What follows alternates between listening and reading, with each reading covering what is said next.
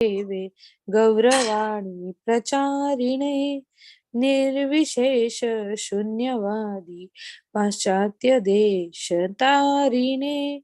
जय हो श्री कृष्ण चैतन्य प्रभु नित्यानंद श्री अद्वैत गदाधर शिवासादि गौर भक्त वृंद. हरे कृष्णा कृष्ण कृष्णा हरे हरे, हरे रामा हरे रामा राम राम हरे हरे. हरे कृष्ण सर्वांना. वाचनाला सुरुवात करण्याआधी प्रभू श्रीकृष्णांच्या चरणी नतमस्तक होऊया आणि त्यांचा आशीर्वाद घेऊया. श्री श्री राधा गोविंदांच्या चरणी नतमस्तक होऊया आणि त्यांचा आशीर्वाद घेऊया. श्रील प्रभुपादांच्या चरणी नतमस्तक होऊया आणि त्यांचा आशीर्वाद घेऊया. नामनिष्ठ दास प्रभूजींना वंदन करूया आणि माझ्या प्रेरणा पूजा माताजी, मनीषा माताजी आणि अन्वया माताजी यांना वंदन करून आज आपण आपल्या वाचनाची सुरुवात करूया.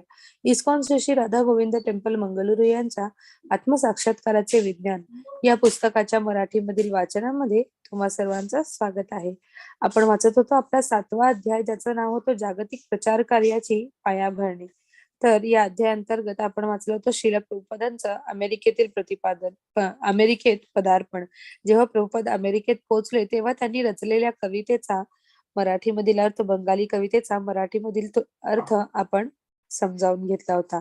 मग त्याच्यानंतर आज आपण वाचतो आहे तुमच्या राष्ट्राची उभारणी आध्यात्मिक तत्वांवर करा.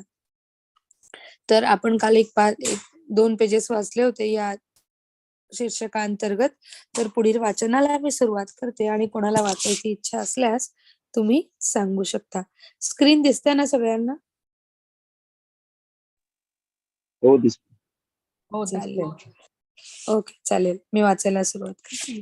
हरे कृष्णा. श्रील प्रभुपाद की जय. शरीरातून हा जीवात्मा निघून गेला की लगेच शरीर मृत होते. मग त्या शरीराला काही महत्व नसते.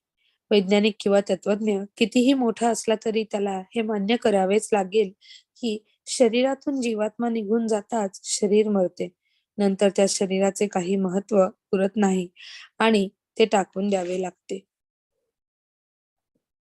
आपण हे समजून घेण्याचा प्रयत्न केला पाहिजे. आत्म्याला महत्व आहे, शरीराला नाही. आत्म्याचे स्थानांतर होत असते हे भगवद्गीतेत सांगितले आहे. 2ऱ्या अध्यायात 22व्या श्लोकात. वांसांसि जीर्णानि यथा विहाय नवानि गृह्णाति नरोपराणि तथा शरीराणि विहाय जीर्णान्य अन्यानि संयाति नवानि देही.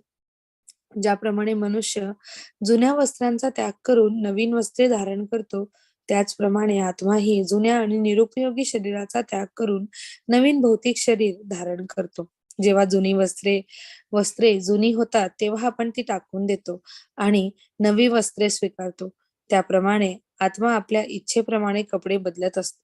हा जीवात्मा परमेश्वराचा अंश आहे, म्हणून त्याच्या ठिकाणी परमेश्वराचे गुण आहेत. परमेश्वर हा सर्वश्रेष्ठ संकल्पक, सर्वश्रेष्ठ सत्ताधारी आणि संपूर्णपणे स्वतंत्र आहे. आणि आपण परमेश्वराचे अंश असल्यामुळे आपल्या ठिकाणी परमेश्वराचे गुण अल्प प्रमाणात आहेत.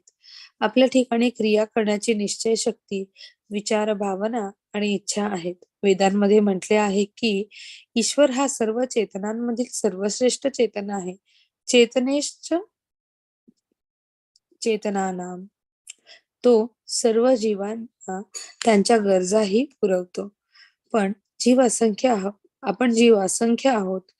आपल्या संख्येला मर्यादा नाही, परंतु परमेश्वर एकच आहे.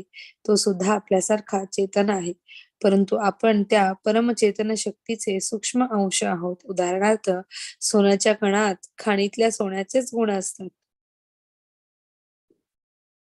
आपण एखाद्या पाण्याच्या थेंबाच्या घटकांचे रासायनिक रीतीने पृथक्करण केले तर आपल्याला असे आढळून येईल की ते सर्व घटक अफाट महासागरातही आहेत.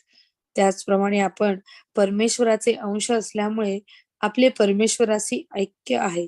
परमेश्वराचा अंश असणारा हा आत्मा किंवा जीवात्मा जलचर प्राण्यापासून वृक्ष व वेलीत वृक्ष व वेली यांच्यापासून कीटकांमध्ये, नंतर सरपटणाऱ्या प्राण्यांमध्ये, नंतर पशुपक्ष्यांच्या शरीरात स्थानांतर करीत असतो. डार्विनने हीच माहिती वैदिक वाङ्मयातून घेतली आहे, परंतु त्याला आत्म्याची कल्पना आली नाही. त्याच्या व आमच्या प्रतिपादनात फरक आहे तो असा की जीवात्मा जलचर प्राण्यातून वृक्ष व वेलीतून कीटकात व नंतर पशुपक्षात व नंतर मानव जीवनात स्थानांतर करतो आणि या मानव जीवनात सुधारलेल्या जीवनात जातो इत्यादी. असे मनुष्य प्राण्यांचे सुधारलेले जीवन हा उत्क्रांतीचा कळस होय. येथे एक सांधा म्हणजे आहे, तो म्हणजे उत्क्रांतीच्या कालचक्राच्या प्रक्रियेत आपण पुन्हा घसरून खाली पडू किंवा आपण स्वतःची उन्नती दिव्य जीवनात करू शकू. या दोहोंतून निवड करणे आपल्या हातात आहे. भगवद्गीतेत यासंबंधी उल्लेख आहे. वास्तविक हे मानव जीवन म्हणजे विकसित झालेली चेतना होय. म्हणून आपण कुत्र्या, मांजरा, डुकराप्रमाणे आपले जीवन व्यर्थ घालवू नये. तशी आज्ञाच आहे. जरी हे शरीर कुत्र्या मांजराच्या शरीरासारखे नाशवंत आहे, तरी ते निराळे आहे. कारण मनुष्याला या जीवनात संसिद्धी प्राप्त करता येते. आपण परमेश्वराचे अंश आहोत. पण काही कारणाने आपण या संसारी जीवनात पडलो आहोत. आता आपल्याला अशा रीतीने उत्क्रांत व्हावयाचे आहे की ज्या योगे आपण भगवत धामात परत जाऊ शकू. हीच परमोच्च संसिद्धी होय. आणि चैतन्य महाप्रभू म्हणतात की अ, आपण वाचलं चैतन्य शिक्षामृतामध्ये की हा मानवाच्या आणि या कुत्र्या मांजरा डुकरांच्या बुद्धीमध्ये खूप फरक आहे. कुत्र्या मांजराला आत्मसाक्षात्काराचा मार्ग निवडता येत नाही, परंतु ते फक्त या मानव जन्मातच शक्य आहे. म्हणून प्रत्येकाने आपल्याला मिळालेल्या या मानव जन्माचा अतिशय चांगला सदुपयोग करायला हवा. याचा जर त्यांनी निरर्थक हे मिळालेला मानव जन्म जे मनुष्याला 84 लाख योनीमधून प्रवेश केल्यानंतर शेवटी जेव्हा शेवटच्या जन्मामध्ये मानवाचा जन्म मिळतो, तेव्हा समजा त्याला आत्मसाक्षात्काराची जाणीव झाली नाही, तर तो पुन्हा-पुन्हा त्याच जन्म-मृत्यूच्या बंधनात अडकतो आणि त्याचं हे 84 लाख योनींमध्ये प्रवास करण्याचं हे चक्र जे आहे, ते सतत सुरू राहतं. आणि मग आणि त्यानंतर सुद्धा बाकी आपले जे सत्ययुग, त्रेतायुग, द्वापरयुग आणि कलयुग असे जे 4 आपली युग आहेत, या 4ही युगांमध्ये कलयुगाचं महत्त्व कलियुगामध्ये काही वेगळी विशेषता आहे. ती म्हणजे काय? तर फक्त नामसंकीर्तनाद्वारे आपण या आत्मसाक्षात्काराच्या मार्गावर, भगवत भक्तीच्या मार्गावर आपण आपली वाटचाल सुरू ठेवू शकतो. म्हणून कलियुगाची ही चांगली गोष्ट सुद्धा चैतन्य महाप्रभूंनी आपल्याला सांगितली आहे. या कलियुगात एकमेव अशी ती चांगली गोष्ट म्हणजे फक्त आणि फक्त नामसंकीर्तनाद्वारे आपण आत्मसाक्षात्काराच्या मार्गावरती आपली वाटचाल अविरतपणे चालू ठेवू शकतो. मग आणि भगवत धामात परत जाऊ शकतो आणि हीच परमोच्च संसिद्धी आहे. मग पुढे वाचूया. वास्तविक एक निराळे आध्यात्मिक जग आहे. भगवद्गीतेत 8व्या अध्यायात 20व्या श्लोकात म्हटल्याप्रमाणे परस्तमास परस्तस्मात्स्तु भावोऽन्यो अव्यक्तो स्तनातनः ह्यः स सर्वेषु भूतेषु नश्यत्सु न विनश्यति. याहून अन्य एक अव्यक्त प्रकृती आहे, जी अव्यक्त आणि अव्यक्त जड पदार्थाच्याही पलीकडे आणि सनातन आहे. ती परा आणि अविनाशी आहे. संपूर्ण जगताचा जरी प्रलय झाला, तरी ती प्रकृती नष्ट होत नाही. या जड प्रकृतीत प्रत्येक पदार्थ उत्पन्न होतो, थोडा वेळ राहतो, काही उत्पादन करतो, क्षीण होतो आणि शेवटी अदृश्य होतो. आपली शरीरे संभोगाच्या एका विशिष्ट क्षणी उत्पन्न होतात. पुरुषाचे वीर्य स्त्रीच्या रजाशी संयोग पावून गर्भस्थापना होते आणि त्या गर्भरूपातच जीव किंवा आत्मा आश्रय घेतो. संयोग झाल्यानंतर म्हणजे त्या पुरुष वीर्याचा व स्त्री रजाचा संयोग झाल्यानंतर पुढे त्याचे अंडे बनते आणि त्याच्यात आत्मा स्थिर होतो व तो स्थिर झाल्या कारणाने पुढे अनुक्रमाने गर्भाचे हात, पाय, नाक, कान आणि डोळे हे सर्व अवयव विकास पावतात. 9व्या महिन्यात मानव प्राणी मातेच्या उदरातून बाहेर येतो. तेथे आत्मा उपस्थित असतो, म्हणूनच मुलाची वाढ होत असते. जर आत्मा नसेल तर विकास होत नाही आणि आत्म्याला आलेले मूल मृत झालेले असते. आपण हे मृत शरीर घेऊन ते रसायनात जरी सांभाळून ठेवले तरी त्याचा विकास होणार नाही. विकास म्हणजे शरीरात होणारा बदल होय. आधी आपली सर्वांची शरीरे लहान होती, परंतु पुढे तशी शरीरे राहत नाहीत. त्यांना बालकाच्या शरीराची वाढ मोठ थोड्या मोठ्या झालेल्या मुलाच्या शरीरात होते. अशा मुलाच्या शरीराची वाढ कौमार अवस्थेत असणाऱ्या शरीरात होते. अशा कुमाराच्या शरीराची वाढ युवकाच्या शरीरात होते आणि शेवटी त्या युवकाच्या शरीराची वाढ वृद्ध मनुष्याच्या शरीरात होते. अखेर शरीर संपूर्णपणे नाहीसे होते. या सर्व सृष्टीची अभिव्यक्ती, या भौतिक जगताचा हा प्रचंड विस्तार यांची ही कार्ये वरील रीतीप्रमाणे होतात. एखाद्या विशिष्ट काळी सृष्टी उत्पन्न होते, तिचा विकास होतो, तिचे पोषण होते आणि ठराविक अवस्थेत तिचा लय होतो. असे हे जड जगताचे स्वरूप आहे. ते ठराविक काळी व्यक्त होते आणि पुन्हा त्याचा लय होतो. भूत्वा भूत्वा प्रलीयते. भाव या शब्दाचा अर्थ निसर्ग किंवा प्रकृती असा आहे. दुसरी एक आहे ती पराप्रकृती होय. तिचा लय कधीही होत नाही. ती शाश्वत आहे. जीव जीवात्मे या दृष्टीने आपणही शाश्वत आहोत. भगवद्गीतेत याचा पुरावा आहे. 2ऱ्या अध्यायात 20व्या श्लोकात, न जायते म्रियते वा कदाचिन नायं भूत्वा भविता वा न भूयः अजो नित्यं शाश्वतोऽयं पुराणो न हन्यते हन्यमाने शरीरे. कोणत्याही काळी आत्म्यासाठी जन्मही नाही आणि मृत्यूही नाही. त्याचा जन्म झाला होता असेही नाही,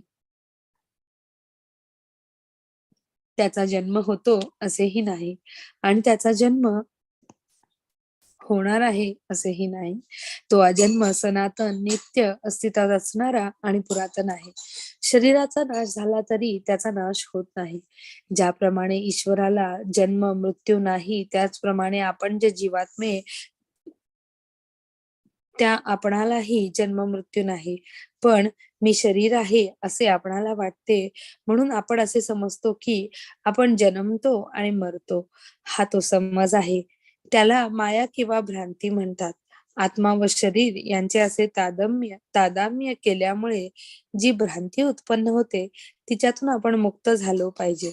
आपण ब्रह्मभूत या अवस्थेला प्राप्त होतो. जेव्हा अहम ब्रह्मास्मी म्हणजे मी हे शरीर नाही, तर मी दिव्य आत्मा आहे, परमब्रह्माचा दिव्य अंश आहे, असे मनुष्याला कळते, तेव्हा त्याला ब्रह्मानुभव म्हणतात. आणि ब्रह्मानुभव होताच मनुष्य सुखी होतो.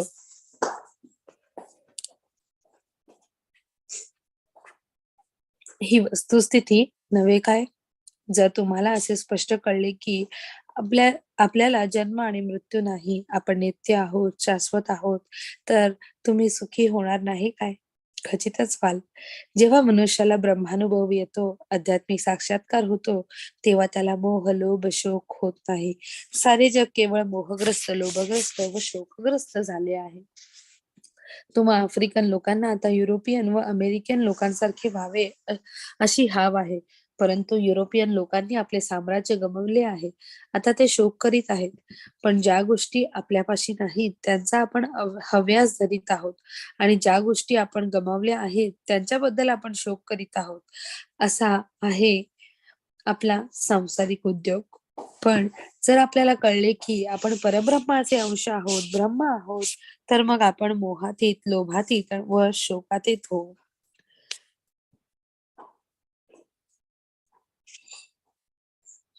ज्या विश्व बंधुत्वाच्या आणि ऐक्याच्या प्राप्तीकरता संयुक्त राष्ट्रसंघ प्रयत्न करीत आहे, ते विश्व बंधुत्व आणि ऐक्य तेव्हा शक्य होईल की जेव्हा तुम्ही आध्यात्मिक स्तरावर याल किंवा तुम्हाला ब्रह्मानुभव येईल. ब्रह्मानुभव हे मानव जीवनाचे उद्दिष्ट आहे. कुत्र्या, मांजरा, डुकरांप्रमाणे कोणीही ढोर मेहनत करू नये. डुक्कर रात्रंदिवस विष्ठेचा शोध करण्यात गडलेले असते. जेव्हा त्याला विष्ठा सापडते तेव्हा ते खाते. मैथुनाच्या इच्छेने प्रक्षुब्ध होते आणि कसलाही विचार न करता संभोग करते. एखादे डुक्कर आपल्या आईशी अथवा बहिणीशी अथवा इतर कोणाशीही संभोग करील, असे हे डुकराचे जीवन आहे. पण शास्त्रग्रंथ सांगतात की मानव जीवन हे कुत्रा मांजरा डुकरांप्रमाणे इंद्रिय तृप्तीकरिता ढोर मेहनत करण्यासाठी नाही. मानव जीवनाचा उद्देश ज्या अनुभव प्राप्तीकरिता आहे तो अनुभव म्हणजे मी या प्राकृत जगताचा नाही, मी आत्मा आहे आणि मी शाश्वत आहे. परंतु कोणत्या तरी कारणाने मी जन्म मृत्यू जरा व्याधी यांनी बद्ध झालेल्या या जीवनात पतीत झालो आहे. ही जी चार भौतिक दुःखे आहेत त्यांच्यापासून मुक्ती मिळवण्याकरता हे मानव जीवन आहे. तेच मानव जीवनाचे उद्दिष्ट आहे. डुकरांप्रमाणे अतिशय काबाड कष्ट करून इंद्रिय तृप्तीकरिता आणि नंतर अकस्मात मरून जाण्याकरिता हे मानव जीवन नाही, हे समजून घेण्याचा प्रयत्न करा. ज्या लोकांचा आमच्यावर विश्वास नाही ते लोक अत्यंत दुर्दैवी दशेत आहेत. आपण कोठून आलो आणि कोठे जाणार आहोत याचे ज्ञान त्यांना नसते. आत्मज्ञान हे सर्वात महत्वाचे ज्ञान आहे. पण त्या ज्ञानाची चर्चा कोणत्याही विश्वविद्यालयात होत नाही. पण या शरीराची रचना कशी आहे, मृत शरीर आणि जिवंत शरीर यात फरक कोणता आहे, शरीर जिवंत का व कसे राहते, शरीराची स्थिती कोणती आहे आणि शरीराचे महत्व काय आहे, या प्रश्नांचा सध्या कोणीही अभ्यास करीत नाही.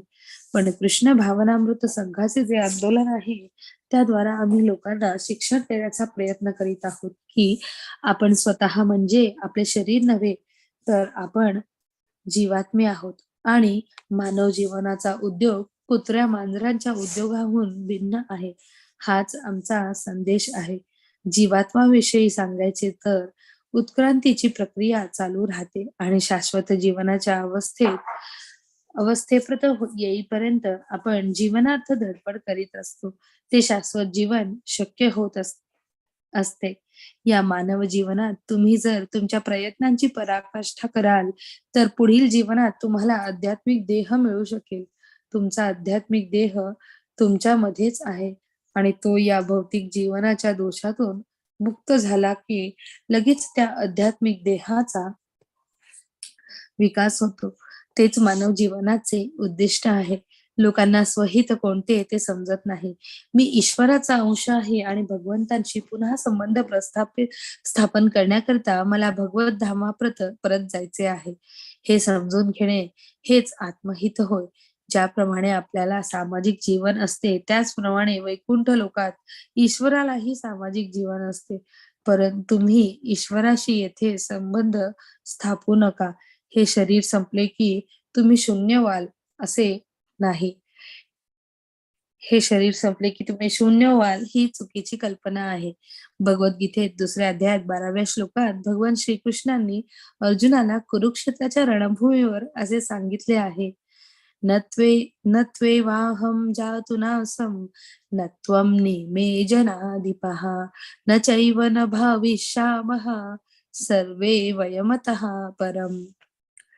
ज्या काळी मी, तू आणि हे सर्व राजे अस्तित्वात नव्हते असा काळ कधीही नव्हता आणि भविष्य काळात आपण अस्तित्वहीन होणार असेही नाही. शाश्वत जीवनाच्या प्राप्तीची प्रक्रिया फार सोपी आहे, तशीच ती फार कठीणही आहे. ती कठीण आहे याचे कारण लोकांना आरंभी जीवात्म्याचे वेगवेगळ्या देहांतर होते यावर विश्वास नसतो. तथापि आपण जर फक्त अधिकारी व्यक्तींकडून ज्ञानग्रहण केले तर ही प्रक्रिया फार सोपी होते. आमच्या कृष्ण भावनामृताच्या प्रक्रियेत सर्वात पूर्ण पुरुष असा जो भगवान श्रीकृष्ण त्यांच्यापासूनच ज्ञान ग्रहण करावयाचे असते. अपरा प्रकृतीच्या नियमांनी बद्ध झालेल्या एखाद्या साधारण माणसाकडून नव्हे. बद्ध जीवनापासून ग्रहण केलेले ज्ञान हे निश्चितपणे दोषयुक्त असते. बद्ध जीवनाचे दोष कोणते आहेत? बद्ध जीवन निश्चितपणे चुका करतो. तो निश्चितपणे मोहग्रस्त होतो. तो दुसऱ्यांना फसवणे अगदी शक्य असते आणि त्याची इंद्रिये निसंशय अपूर्ण असतात. आपण इतरांना फसवण्याची इच्छा करतो आणि आपली इंद्रिय पूर्ण असतात म्हणून आपल्याला पूर्णपणे ज्ञान प्राप्त होणे शक्य नाही. जरी आपली इंद्रिय सदोष आहेत तरी आपापल्या आपल्या सॉरी तरी आपल्याला आपल्या डोळ्यांचा फार अभिमान असतो आणि आपल्याला सर्व वस्तू पाहण्याची इच्छा असते. परंतु कोणी म्हणतो, "तुम्ही मला ईश्वर दाखवू शकाल काय?" वास्तविक होय असे उत्तर आहे. कारण रसोहंस कौंतेय, ही पाण्याची चव आहे. सर्वजण पाणी पितात आणि त्या पाण्याला चव असते. म्हणून या चवीचा किंवा रुचीचा जर ईश्वर म्हणून आपण विचार केला, तर ईश्वर साक्षात्काराच्या प्रक्रियेस आपण आरंभ करतो. श्रीकृष्ण असेही म्हणतात, की प्रभास्मी शशी सूर्ययोः. मी सूर्य-चंद्रामधील प्रभा आहे. आपण दररोज सूर्यप्रकाश पाहतो आणि चंद्राचा हा प्रकाशही पाहतो. सूर्य व चंद्र यांच्यापासून प्रकाश कसा प्रकट होतो याचा जर आपण विचार केला, तर आपण अखेर परमेश्वराप्रत जाऊ. अशी कितीतरी उदाहरणे आहेत.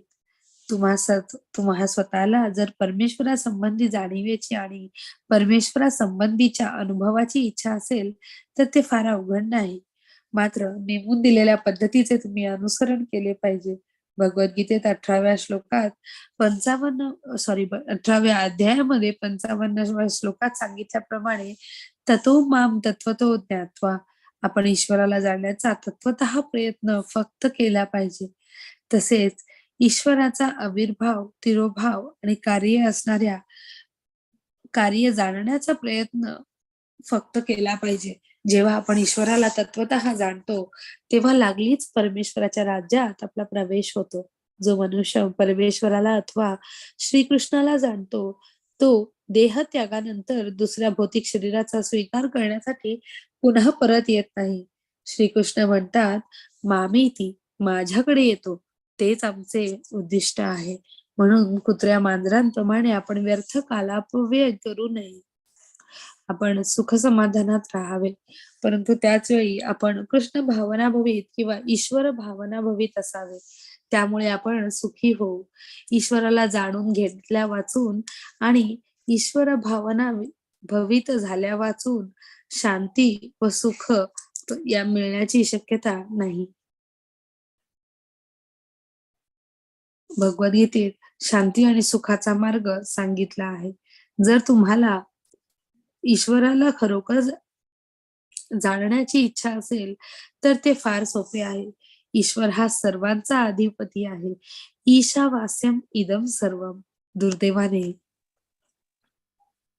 आपल्याला वाटत असते की मी अधिपती आहे. उदाहरणार्थ तुमच्या देशात आफ्रिकेत ब्रिटिश लोक कधी कधी स्वतः अधिपती असल्याचा दावा करतात आणि आता तुम्ही अधिपती असल्याचा दावा करता. यावरून भविष्यात काय होणार आहे हे कुणाला माहित आहे? वास्तविक खरा अधिपती कोण आहे हे कोणालाच माहित नाही. भूमीचा अधिपती परमेश्वर आहे. पण आपल्याला वाटत असते की मी मालक आहे. हे माझ्या मालकीचे आहे आणि ते माझ्या मालकीचे आहे. वास्तविक युरोपियन लोक अमेरिकेत जाण्यापूर्वी अमेरिका होतीच. परंतु आता अमेरिकनांना वाटते की आम्ही मालक आहोत. त्याचप्रमाणे ते येण्यापूर्वी रेड इंडियन्सना वाटत होते की आम्ही मालक आहोत. खरी गोष्ट अशी की कोणीही मनुष्य वास्तविक मालक नाही. परमेश्वरच वास्तविक मालक आहे. ईशावास्यम इदम सर्वम यत्किंच जगतां जगत तेन त्यक्तेन भुंजिताः मा गृधः कस्य स्विदधनम्. विश्वातील सर्व चेतन अचेतन वस्तू परमेश्वराचे नियंत्रण आणि अधिपत्य आहेत. म्हणून चेतनेने स्वतःला आवश्यक अशा वस्तूंचा जो वाटा काढून ठेवला आहे, तेवढ्याच तेवढ्याच वस्तूंचा त्याने स्वीकार करावा आणि वस्तू कोणाच्या मालकीच्या आहेत हे पूर्ण जाणून त्याने वस्तूंचा स्वीकार करू नये. ईशोपनिषदातला पहिला मंत्र. हा या साक्षात्काराची गरज आहे. सर्व प्रकारच्या वस्तूंवर श्रीकृष्णांचा मालकी हक्क आहे. त्यात अमेरिकन येतात, आफ्रिकन येतात, मांजरे येतात, कुत्रे येतात, झाडे येतात, इत्यादी सर्व प्रकारच्या वस्तू येतात. कारण वास्तविक रीतीने श्रीकृष्ण हा अधिपती आणि परमपिता आहे. पण आपणाला केवळ हे समजले तर आपल्याला परमेश्वराची अनुभूती येईल. वस्तुतः प्रामाणिक ग्रंथात आणि वैदिक वाङ्मयात सांगितल्याप्रमाणे नियमांचे पालन केल्याने आपल्याला सर्व परमेश्वराची अनुभूती येते. सर्व पक्षात भांडणे होत नाहीत, असे आपणास दिसेल.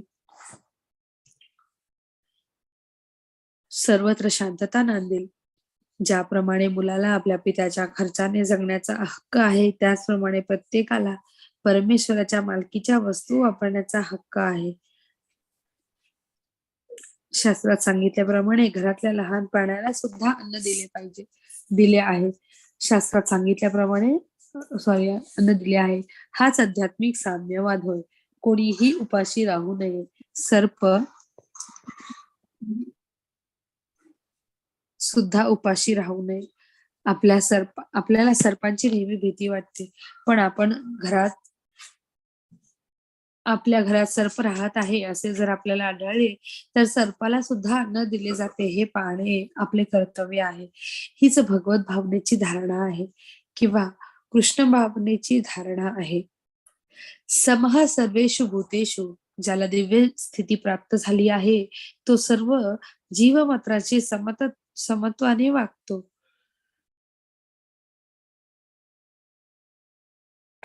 एक मिनिट हा. भगवद्गीतेत असे सांगितले आहे की जेव्हा मनुष्य सर्वांना ते परमेश्वराचे अंश आहेत असे समजून त्यांच्याकडे समदृष्टीने पाहतो, तेव्हाच वास्तविक त्याच्या भक्तिमय जीवनास प्रारंभ होतो. प्रत्येकाला आपण कोण आहोत आणि आपल्या जीवनाचे उद्दिष्ट कोणते आहे हे अधिकृत रीतीने समजावून देण्याचा प्रयत्न हे कृष्ण भावनामृत आंदोलन करीत आहे. अंतःकरणाच्या शुद्धीची ही प्रक्रिया फार सहजपणे सिद्ध होते. मनुष्याने फक्त हरे कृष्ण कृष्ण कृष्ण हरे हरे, हरे राम राम राम हरे हरे या महामंत्राचा जप करावा. या अंदोलनात विविध देशातील व विविध धर्मांची मुले मुली आहेत असे वास्तविक आपणाला दिसू शकते. परंतु कोणीही एखाद्या विशिष्ट वर्गाचा, देशाचा अथवा धर्मपंथाचा विचार करत नाही.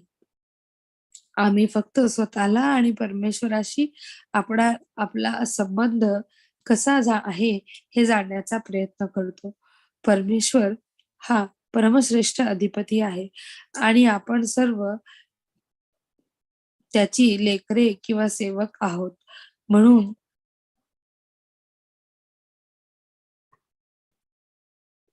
आपण सर्व त्याची लेकरे किंवा सेवक आहोत. म्हणून भगवद्गीतेत सांगितल्याप्रमाणे आपण स्वतःला भगवंताच्या भक्तीत रममाण करूया. परमेश्वर हा सर्वांचा अधिपती आहे हे आपल्याला समजतात. जगाची सर्व दुःखे तात्काळ लय पावतील.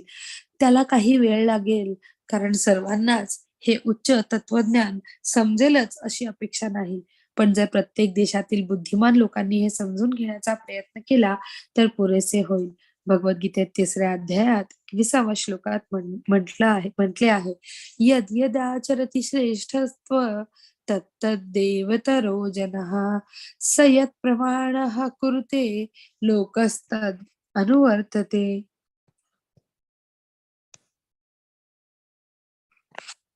श्रेष्ठ व्यक्ती जे जे करतात त्याचे अनुसरण सामान्य जन करतात. आपल्या अनुसरणीय कृत्यांनी ती जे जे आदर्श घालून देते त्यानुसार सारे जग कार्य करते.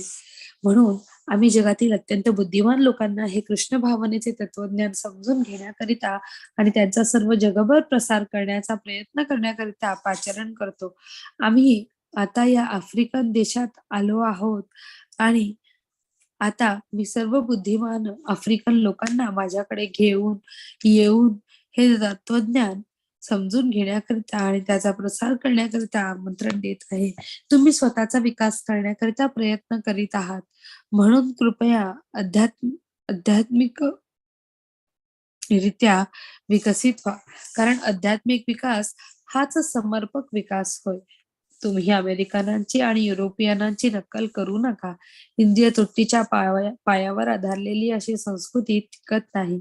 अनुभव येथे पूर्वी आलेला आहे आणि यापुढे होणाऱ्या युद्धाचा स्फोट होताच सर्व गगनचुंबी इमारती आणि बाकीच्या सर्व गोष्टी यांचा अंत होणार आहे.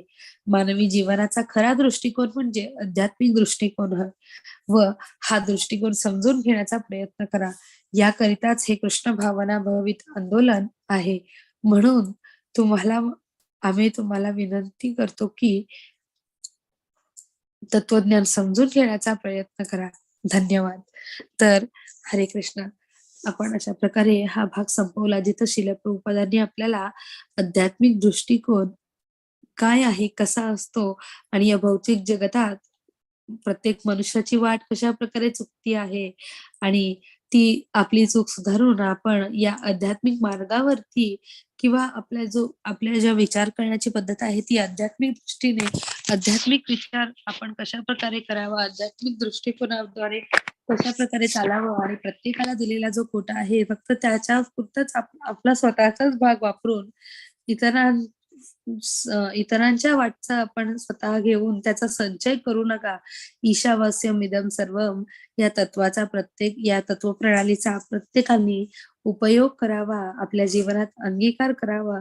असं अतिशय सुंदर विचार या आध्यात्मिक दृष्टिकोनाचा विकास करण्यासाठी किंवा आध्यात्मिक भावनेचा विकास करण्यासाठी मनुष्याला कशा प्रकारे गरजेचे आहे याचं ज्ञान आपल्याला श्रील प्रभुपादांनी या अध्यायाच्या या भागामधून दिलं होतं. तर आपण याच्या पुढच्या भागाचं वाचन करूया. एक मिनिट, आम्ही पुढचा भाग घेतो होतो.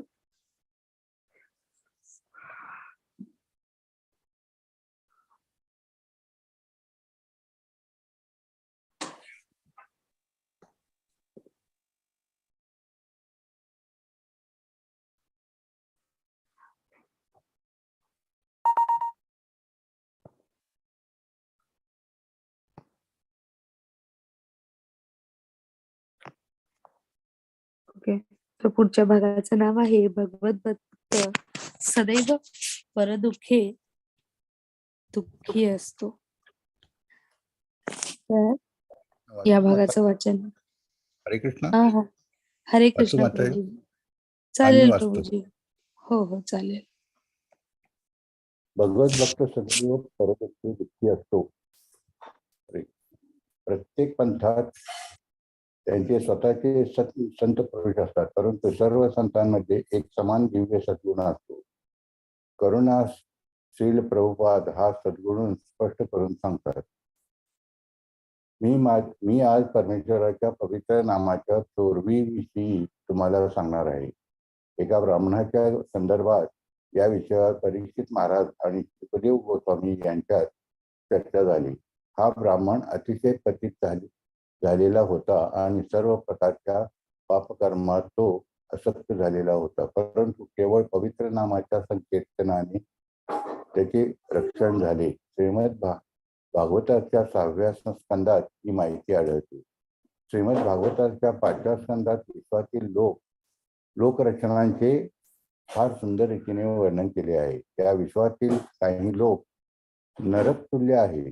वस्तुतः केवळ भागवतातच नव्हे तर सर्व धर्मग्रंथात सर्व स्वर्ग आणि नरक यांचे वर्णन आहे.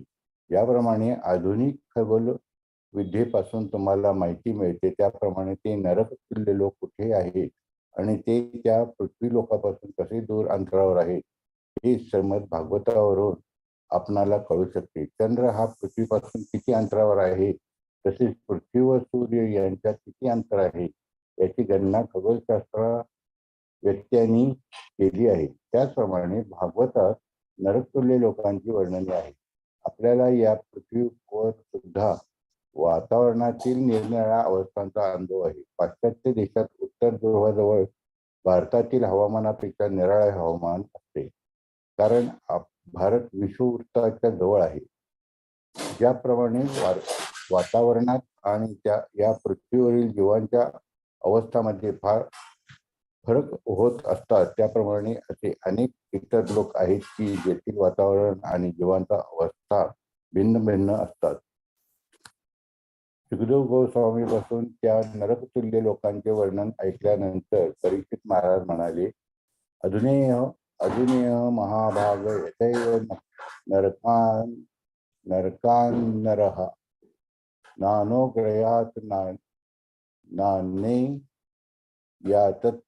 यातनमे व्याख्या तू महर्षी. महाराज, मी तुमच्यापासून त्या नरकतुल्य लोकांबद्दल ऐकले आहे, जे मनुष्य फार पापी आहेत, त्यांना त्या लोकात पाठवले जाते. श्रीमद भागवत 6.1.6 मध्ये. परीक्षित महाराज हा वैष्णव भक्त आहे आणि वैष्णवाला नेहमी दुसऱ्यांच्या दुःखाबद्दल करुणा वाटते. इतरांचे हाल पाहून तो फार दुःखी होतो. उदाहरणार्थ, जेव्हा येशू ख्रिस्तांनी स्वतःला अवतीर्ण केले तेव्हा लोकांच्या विपदग्रस्त अवस्था पाहून त्याला अतिशय दुःख झाले. लोक कोणत्या देशातले आहेत किंवा कोणत्या पंथांचे आहेत याचा विचार न करता वैष्णवजन किंवा भगवत भक्त, ईश्वर भावना भाविक जन किंवा कृष्ण भावना भाविक जन त्यांची दुःखमय स्थिती पाहून खूप व्याकुळ होतात. अशा कोणत्याही लोकांबद्दल सर्व वैष्णवांना करुणा वाटते. म्हणून परमेश्वराची थोरवी शिकवणारा तो वैष्णव असतो. त्यांची निंदा करणे हा मोठा अपराध आहे. वैष्णवांच्या कमळाजवळ केलेल्या अपराधाची क्षमा भगवान श्रीकृष्ण कधीही करीत नाही. वैष्णव हा कृपान बुद्धी म्हणजे दयेचा महासागर आहे. वांछा कल्पतरू, सर्वांना इच्छा असतात, पण वैष्णव सर्व इच्छा पूर्ण करू शकतो. कल्पतरू म्हणजे इच्छा पूर्ण करणारा वृक्ष. या प्राकृत जगात तुम्हाला विशिष्ट प्रकारच्या वृक्षापासून विशिष्ट प्रकारचे फळ मिळते, परंतु कृष्ण लोकात तसे सर्व वैकुंठ लोकात सर्व वृक्ष अप्राकृत किंवा आध्यात्मिक आहेत आणि ते तुमच्या सर्व इच्छा फलद्रूप करतात. ब्रह्मसंहितेत याचे वर्णन आहे. चिंतामणी प्रकर सद्मसु कल्पवृक्ष. वैष्णवाला महाभाग असे म्हणतात. महाभाग म्हणजे भाग्यशाली. जो वैष्णव आणि परमेश्वर भावना भावित होतो तो महाभाग्यवंत समजला जातो.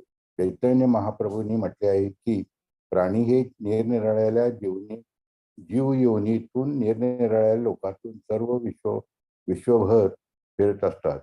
कोण जीवात्मा कुठेही जाऊ शकतो. त्याला वाटेल त्याप्रमाणे स्वर्गात किंवा नरकात त्याची जशी तयारी असेल त्याप्रमाणे तो जातो. अनेक स्वर्गीय लोक आहेत, अनेक नरकतुल्य लोक आहेत आणि अनेक जीव योनी आहेत. 84 लक्ष जीव योनी आहेत.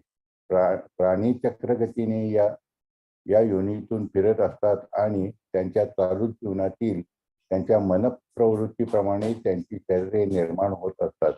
तुम्ही जसे पेराल तसे तुम्हाला फळ मिळेल.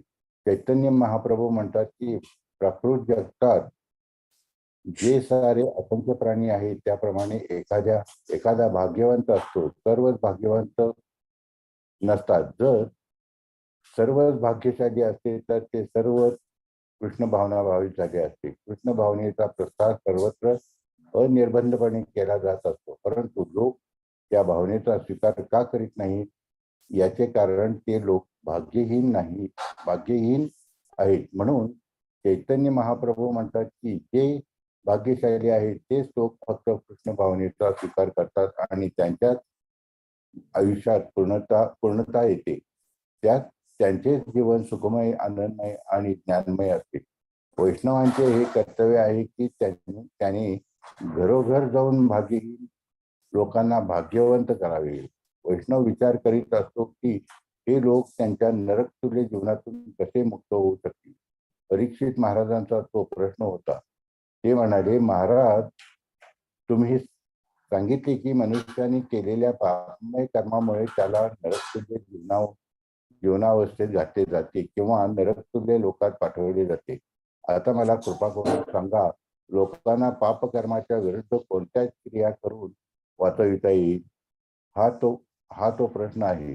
जेव्हा वैष्णवांचे आगमन होते तेव्हा स्वतः परमेश्वराचे आगमन होते किंवा परमेश्वराच्या पुत्राचे अथवा त्यांच्या अत्यंत विश्वासातील भक्तांचे आगमन होते, तेव्हा त्यांचे कार्य केवळ दुःख भोगीत असणाऱ्या बाकी लोकांना वाचवणे हे असते. त्यांना कसे वाचवावे याचे त्यांना ज्ञान असते. जेव्हा प्रल्हाद महाराजांची नरसिंहदेवांची भेट झाली तेव्हा ते म्हणाले, नैवो द्विजे पर दुर्तरीय वैतरण्य स्वदीर्घ गायन अमृतम अग्निचित्तः शोचे ततो विमुख चेतस इंद्रियार्थ मा इंद्रियार्थम माया सुखाय भर मुद्वहतो विमूढान. प्रल्हाद महाराज म्हणतात, हे प्रभू, मला माझ्या मुक्तीबद्दल चिंता नाही. भागवत 7.9.43. आपल्या वैयक्तिक मुक्तीत अडथळा येऊ नये याविषयी मायावादी दार्शनिक फार दक्ष असतात. त्यांना वाटते की जर मी दुसऱ्यांना माझ्या बरोबर किंवा माझ्या संगतीत घेऊन उपदेश करू लागलो तर मी पतित होईन आणि मला आलेली परमेश्वराची अनुभूती नाही होईल. म्हणून ते कोणाचे तारण करण्याकरता येत नाहीत. पण तारण करण्यात पतित होण्याचा धोका पत्करूनही केवळ वैष्णव तारण करण्याकरता येतात, पण ते पतित होत नाहीत. बद्ध जीवांना वाचविण्याकरता ते नरकात सुद्धा जातील. हेच प्रल्हाद महाराजांचे जीवित कार्य होय. ते म्हणतात, नैवोत विजय या प्राकृत जगात राहण्याबद्दल मला फार चिंता वाटत नाही.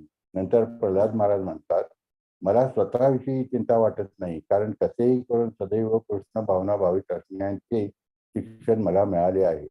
प्रल्हाद महाराज कृष्ण भावना भावित असल्यामुळे त्यांना असा विश्वास होता की पुढील जीवनात आपण कृष्णाप्रत जाऊ.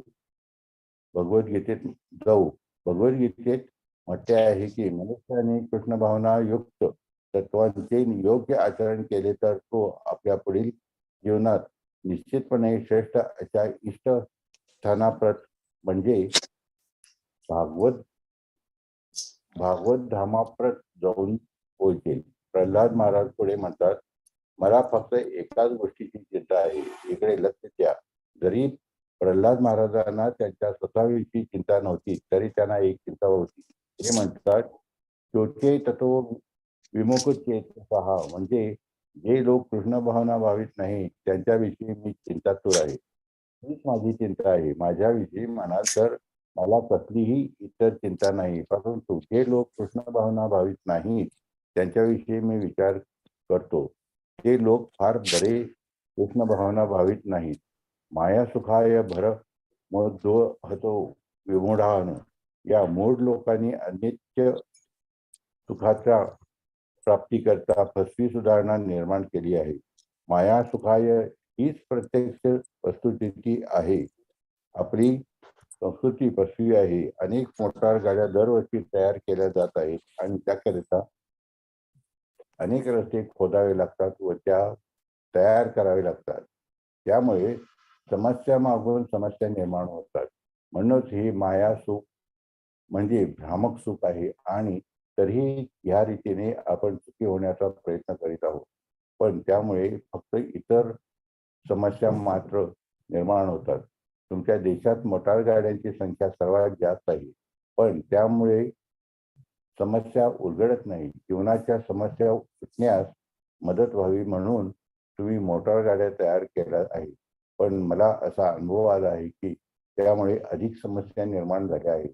जेव्हा दयानंद या माझ्या शिष्याने लॉस एंजेलिस येथील डॉक्टरांकडे मला घेऊन जाण्याची इच्छा प्रकट केली, तेव्हा त्या डॉक्टरांचा सल्ला घेण्यापूर्वी सुद्धा मला 3 मैल प्रवास करण्याची दगदग सोसावी लागली. तुम्ही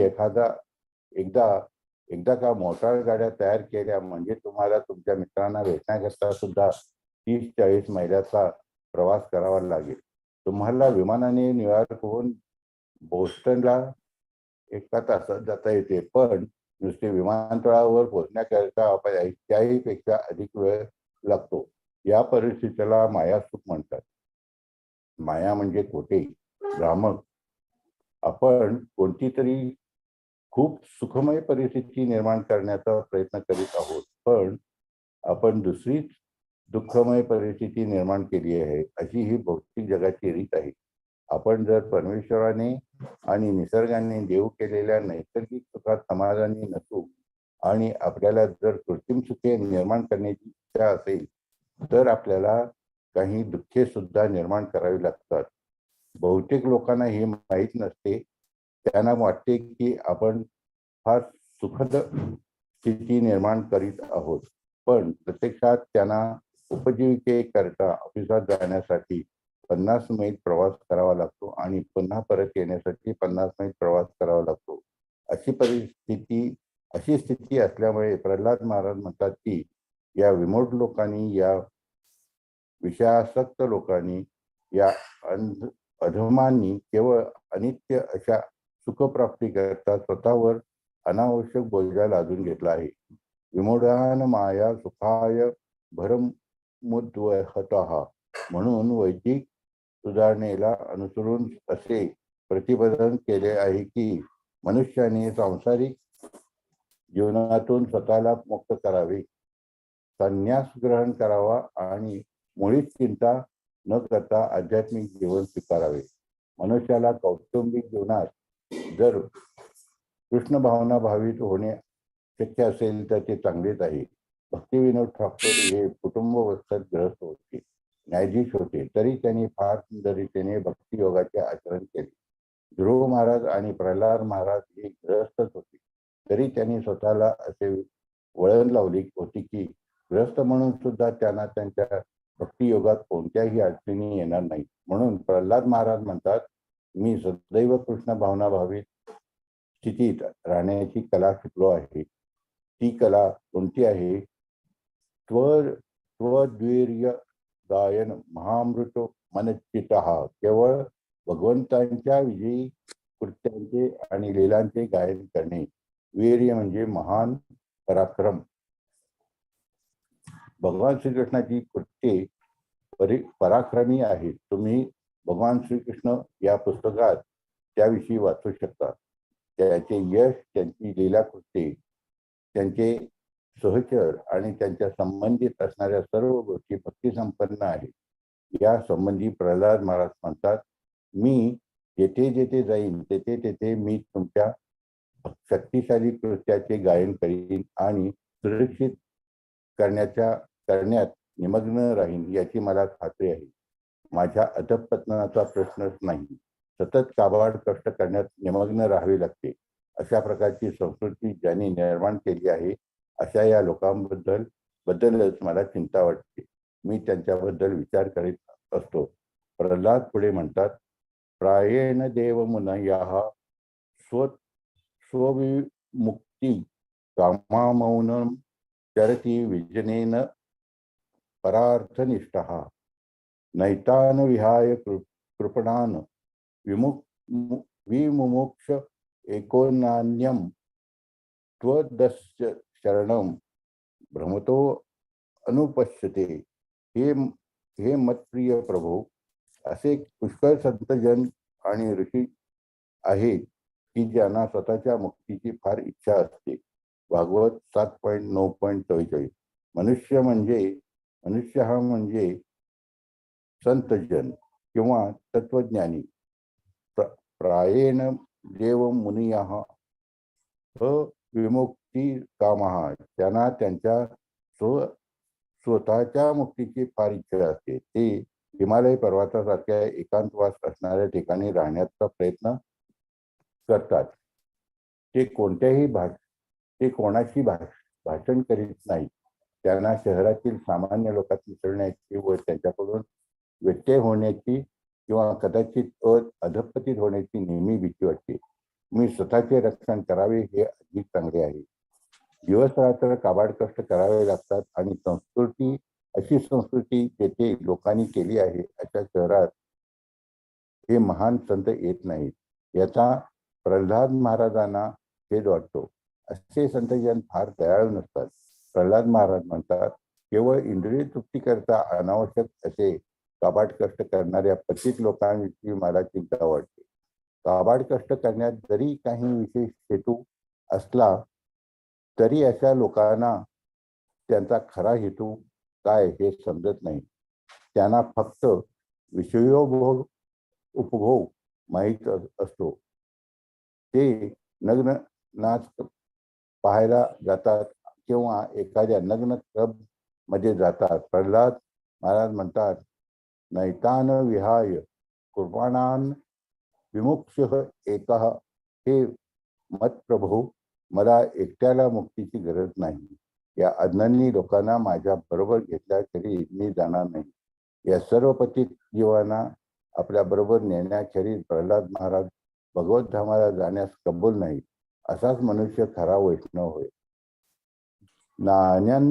ज्ञानंत्वदस्य चरणं भ्रमतो अनुपश्यते. तुम्हाला शरणागत कसे व्हावे हेच फक्त मी त्यांना शिकवू शकतो. तेवढेच माझे उद्दिष्ट आहे. वैष्णवाला माहीत असते की तो परमेश्वराला शरण जातात त्याचा मार्ग मोकळा होतो. नैवोत विजय पर दुरुच्चय वैतरण्यास्त्वद्वीर्य गायन महाअमृतम मन अग्नविचित्त. कसेही करून त्यांनी श्रीकृष्णापुढे नतमस्तक व्हावे हा साधा मार्ग आहे. श्रीकृष्णापुढे नतमस्तक होणे एवढेच तुम्ही करावयाचे आहे आणि म्हणायचे आहे की हे श्रीकृष्णा, इतका दीर्घकाळ गेला, माझे अनेक जन्म झाले, तरी आतापर्यंत मी तुम्हाला विसरलो होतो. आता मी शुद्धीवर आलो आहे, कृपया माझा स्वीकार करा. एवढेच करायचे व म्हणायचे आहे. मनुष्याला जर नुसती एवढी कला समजली आणि तो मनापासून भगवंतांना शरण गेला तर त्याचा मार्ग लागलीच मोकळा होतो. असे हे वैष्णवांचे तत्वज्ञान युक्त विचार आहेत. पतितबद्ध जीवांचा उद्धार कसा होऊ शकेल याचा विचार वैष्णव सतत करीत असतो. गोस्वामींप्रमाणे तो तशा योजना करण्यात सदैव मग्न असतो. भगवान चैतन्यांचे प्रत्यक्ष शिष्य असलेले वृंदावनाचे जे 6 गोस्वामी होते त्यांचे कार्य कोणते होते हे श्रीनिवास आचार्यांनी सांगितले आहे. नाना शास्त्र विचारण्यात निपुणो सद्धर्म संस्थापको लोकानां हितकारणो त्रिभुवने मन्यो शरण्यां करो राधाकृष्ण पदारविंदम भजनानंदेन मत्तालिकौ वंदे रूप सनातनौ रघुयुगौ श्रीजीव गोपालकौ. श्री सनातन गोस्वामी, श्री रूप गोस्वामी, श्री रघुनाथ दास भट्ट गोस्वामी, श्री रघुनाथ दास गोस्वामी, श्री जीव गोस्वामी आणि श्री गोपाल भट्ट गोस्वामी हे 6 गोस्वामी सर्व मानवांच्या हिताकरता शाश्वत धर्मतत्वांची प्रस्थापना करण्याच्या हेतूने प्रकट झालेल्या शास्त्रांचा सखोल अभ्यास करण्यात तज्ञ होते. ते गोपी भावामध्ये सदैव मग्न राहून राधाकृष्णांच्या दिव्य प्रेममय सेवेत रमण असतात. षोडशोपन्यासक 2 मध्ये यासारख्या वैष्णवांच्या दयाशीलतेने परीक्षित महाराज सुखदेव गोस्वामींना म्हणतात, तुम्ही जीवनाच्या निरनिराळ्या प्रकारच्या नरकतुल्य स्थितीचे वर्णन केले आहे. आता जे दुःख भोगतात त्यांचा उद्धार कसा होतो हे मला सांगा. अधुनेह महाभाग यथैव नरकान्नर नानोग्रयतानान नेयात तस्मे व्याख्यातु महर्षी. नरकान्नर पतित झालेल्या मनुष्यांना नानोग्रयातनान नेयात नन्मे त्यांच्या अनेक घोर यातनातून व भयंकर दुःखातून कसे मुक्त करता येईल ते मला सांगा. असे हे वैष्णवांचे दयाळू अंतःकरण आहे. महाराज परीक्षित म्हणतात, कोणत्या तरी कारणाने ते या नरकतुल्य जीवनात पतित झाले आहे. परंतु परंतु त्यांचा अर्थ याचा अर्थ असा नाही की त्यांना त्याच स्थितीत राहावे. ज्या योगाने त्यांचा उद्धार होऊ शकतो असे काही उपाय असलेच पाहिजेत. म्हणून कृपया ते उपाय मला सांगा. हरे कृष्ण प्रभूजी, आपण थांबूया इथे. ओके, हरे कृष्ण. हरे कृष्ण. मी प्रार्थना म्हणते आणि मग आपण थांबूया. वांछा कल्पतरुभ्य च कृपा सिंधू एव च पतितानां पावनेभ्यो वैष्णवेभ्यो नमो नमः. हरे कृष्ण सर्वांना. हरे कृष्ण. हरे हरे कृष्ण. कृष्ण.